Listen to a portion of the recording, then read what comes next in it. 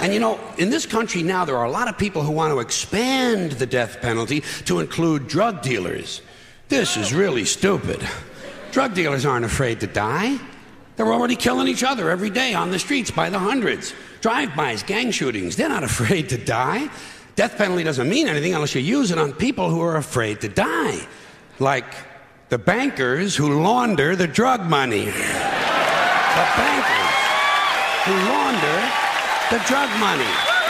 They're only words. It's the context that counts. It's the user. It's the intention behind the words that makes them good or bad. The words are completely neutral. The words are innocent. I get tired of people talking about bad words and bad language. Bullshit. It's the context that makes them good or bad.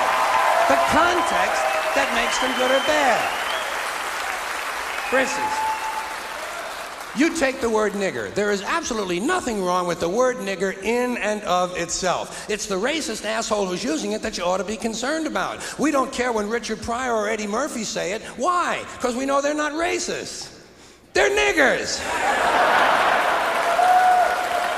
Context. Boy, these conservatives are really something, aren't they? They're all in favor of the unborn. They will do anything for the unborn. But once you're born, you're on your own. Pro-life conservatives are obsessed with the fetus from conception to 9 months. After that, they don't want to know about you. They don't want to hear from you. No, nothing. No neonatal care, no daycare, no Head Start, no school lunch, no food stamps, no welfare, no nothing. If you're pre-born, you're fine. If you're preschool, you're fucked. You're fucked.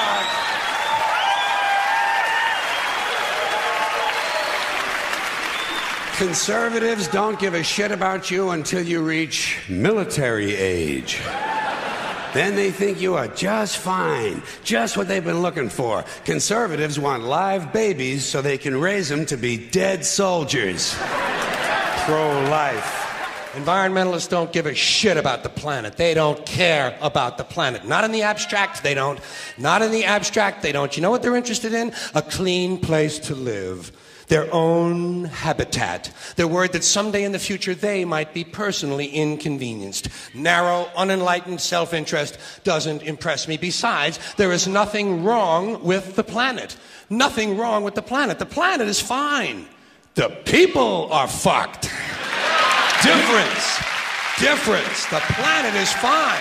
Lots of groups in this country want to tell you how to talk. Tell you what you can't talk about. Well, sometimes they'll say, well, you can talk about something, but you can't joke about it. Say you can't joke about something because it's not funny. Comedians run into that shit all the time. Like rape. They'll say, you can't joke about rape. Rape's not funny. I say, fuck you. I think it's hilarious. How do you like that? I can prove to you that rape is funny. Picture Porky Pig raping Elmer Fudd. See? Hey, why do you think they call him Porky, huh? I know what you're going to say. Elmer was asking for it. Elmer was coming on to Porky. Porky couldn't help himself. He got a hard on. He got horny. He lost control. He went out of his mind. A lot of men talk like that. A lot of men think that way. They think it's the woman's fault. They like to blame the rape on the woman. Say, hey, she had it coming. She was wearing a short skirt. These guys think women ought to go to prison for being cock teasers. Don't seem fair to me. Don't seem right. But you can joke about it. We got something in this country. You've heard of it. It's called NIMBY. N-I-M-B-Y. Not in my backyard. People don't want any kind of social help located anywhere near them. You try to open up a halfway house, try to open up a rehab center for drugs or alcohol, try to build a little home for some retarded people who want to work their way into the community. People say, not in my backyard. People don't want anything near them, especially if it might help somebody else. Part of the great American spirit of generosity we're always told about. Big, generous American nation. Ask an Indian about that.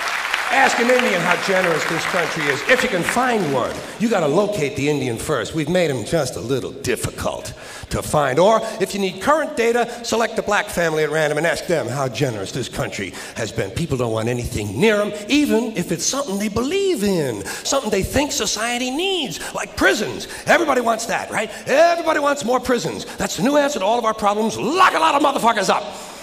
Everybody wants more prisons. They say, build more prisons! But not here. Well, why not? What's wrong? What's the problem? What's wrong with having a prison in your neighborhood?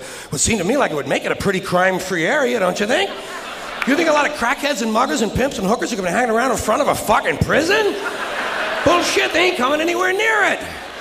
What's wrong with these people? All the criminals are locked up behind the walls, and if a couple of them do break out, what do you think they're going to do? Hang around? People add extra words when they want things to sound more important than they really are. Boarding process. Sounds important. It isn't. It's just a bunch of people getting on an airplane. People like to sound important. Weathermen on television talk about shower activity. Sounds more important than showers. I even heard one guy on CNN talk about a rain event. Swear to God. He said, Louisiana's expecting a rain event. I thought, holy shit, I hope I can get tickets to that. To me, terrorism is exciting. It's exciting. I think the very idea that you can set off a bomb in a marketplace and kill several hundred people is exciting and stimulating, and I see it as a form of entertainment. Entertainment, that's all it is. Yeah. But I also know that most Americans are soft and frightened and unimaginative, and they don't realize there's such a thing as dangerous fun. And they certainly don't recognize a good show when they see one. I have always been willing to put myself at great personal risk for the sake of entertainment. And I've always been willing to put you at great personal risk for the same reason. As far as I'm concerned, all of this airport security, all the searches, the screenings, the cameras, the questions, it's just one more way of reducing your liberty and reminding you that they can fuck with you anytime they want, as long as you put up with it. Now, if you think you do have rights, one last assignment for you. Next time you're at the computer, get on the internet, go to Wikipedia. When you get to Wikipedia, in the search field for Wikipedia, I want you to type in Japanese Americans 1942, and you'll find out all about your precious fucking rights, okay? All right. You know about it. Good, honest, hard-working people. White collar, blue collar, doesn't matter what color shirt you have on. Good, honest, hard-working people continue. These are people of modest means. Continue to elect these rich cocksuckers who don't give a fuck about them. They don't give a fuck about you. They don't give a fuck about you. They don't care about you at all. At all. At all. Man. You know? And nobody seems to notice, nobody seems to care. That's what the owners count on, the fact that Americans will probably remain willfully ignorant of the big red, white, and blue dick that's being jammed up their assholes every day. Because the owners of this country know the truth. It's called the American dream, because you have to be asleep to believe it.